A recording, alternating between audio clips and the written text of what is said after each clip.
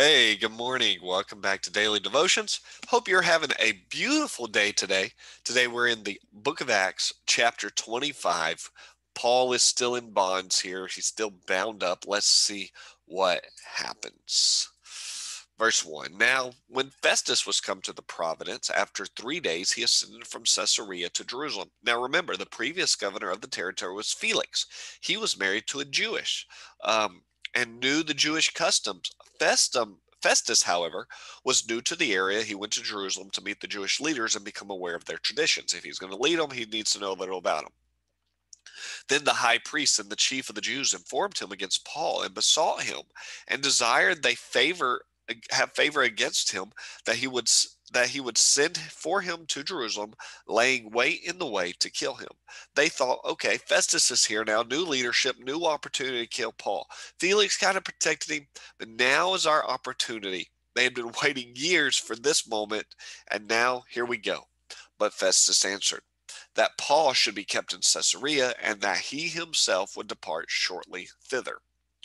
Let them therefore, said he, which are among you and are able, go with me. You can accuse this man if there be any wickedness in him. They wanted Paul in Jerusalem on their turf. Festus said, no, you can come to my place and we'll handle the issue there.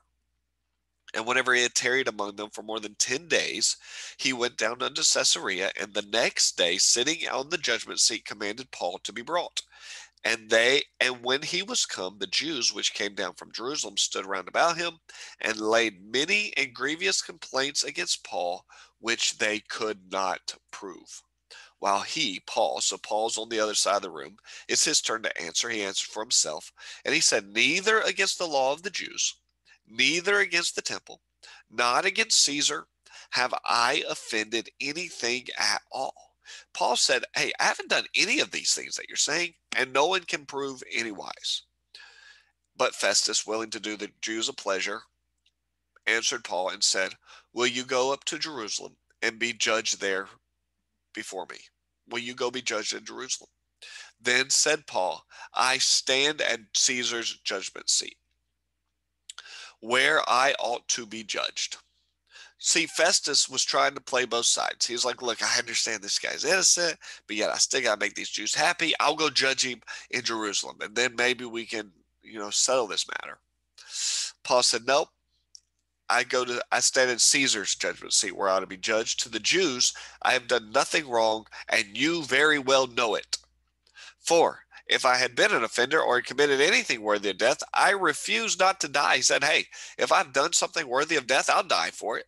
But if there be none of these things whereof you accuse me, no man may deliver me unto them. So if you can't prove it, I'm not going to be there in their judgment. I'm not going to be judged in Jerusalem. And then he says this, I appeal to Caesar.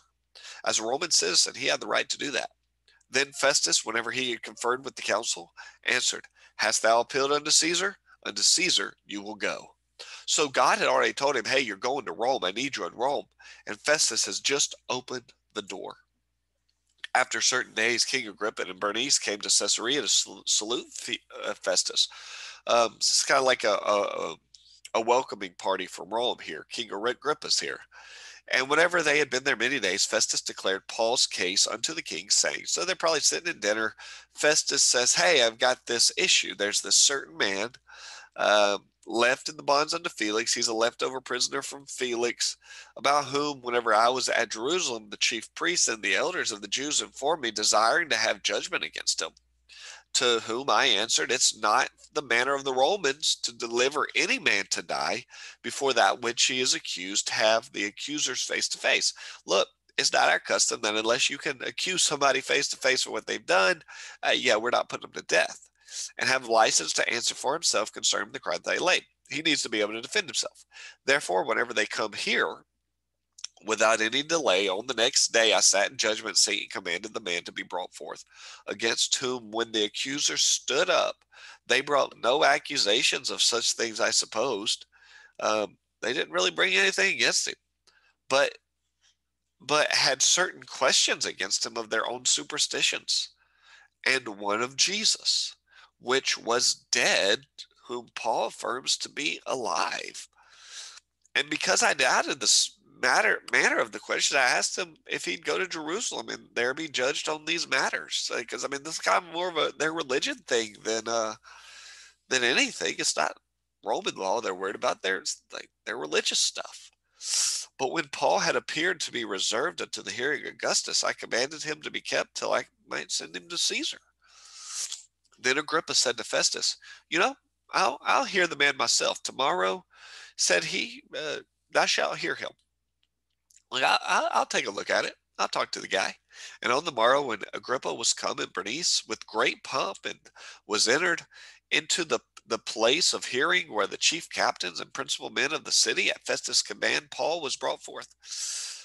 And Festus said, King Agrippa, and all the men that were present with us, you see this man about whom all the multitude of the Jews have dealt with me, both at Jerusalem and here also, crying that he ought not to live any longer. But when I found that he was committing nothing worthy of death, and that he himself appears to Augustus Caesar, I turned in to send him, of whom I have not no certain thing to write to my Lord. Okay, right here he's saying, look, th- they brought me this guy. They got a problem with him. They want him judged at Jerusalem. He don't want to go to Jerusalem. He wants to go Caesar. I gave him permission to go to Caesar, but I've got this problem. He hasn't done anything wrong. And I have nothing to write saying, hey, I'm sending him to you because he did something wrong. I've got nothing on him. Wherefore, I have brought him forth before you, and specifically before thee, O King Agrippa, that after examination had, I might have somewhat to write. Hey, if you look at him, maybe you can find something to write. For it seemeth to be unreasonable to send a prisoner, and not with all this to signify the crimes laid against him. It's very unreasonable to send a prisoner to Rome and have nothing said that he's done wrong. So Festus was saying, I've got nothing on the man, and he wants to go Caesar. I need a good letter to write stating why, but I've got nothing. Maybe you can help me. Now, for all of you, tomorrow, Agrippa is going to hear a story that could potentially change his life and potentially change yours as well. Hope you join in tomorrow for Acts 26. With that, I'm signing out. Have a great day, and bye-bye.